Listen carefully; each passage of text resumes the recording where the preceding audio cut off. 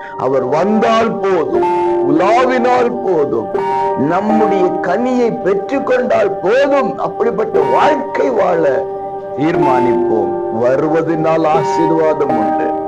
நாம் கனியை கொடுத்தவர் சந்தோஷப்படுகிறதுனால் ஆசீர்வாதம் உண்டு. அன்பு உறவுகளே, ஏசப்பா உங்களை ஆசீர்வதிப்பாருங்க. உன்னத பாட்டு 4:16 என் நேசர் தம்முடைய தோட்டத்துக்கு வந்து தமது அருமையான கனிகளை புசிப்பாராக. பிரியமானவர்களே, நமக்கு ஒரு ஆத்தும நேசர் இருக்கிறார். அவர்தான் ஆண்டவராகிய இயேசு கிறிஸ்து. ஆத்தும நேசர் தம்முடைய தோட்டத்துக்கு வந்து நீங்களும் நானும் அவர் கடந்து வருகிற தோட்டமாக இருக்க வேண்டும்.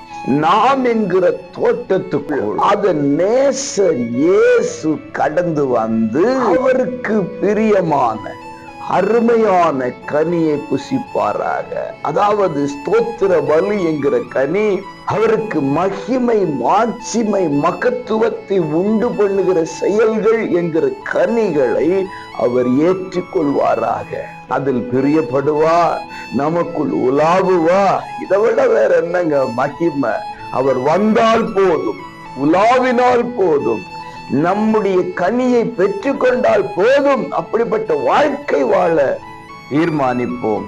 வருவதனால் ஆசீர்வாதம் உண்டு. நாம் கனியை கொடுத்தவர் சந்தோஷப்படுகிறதுனால் ஆசீர்வாதம் உண்டு.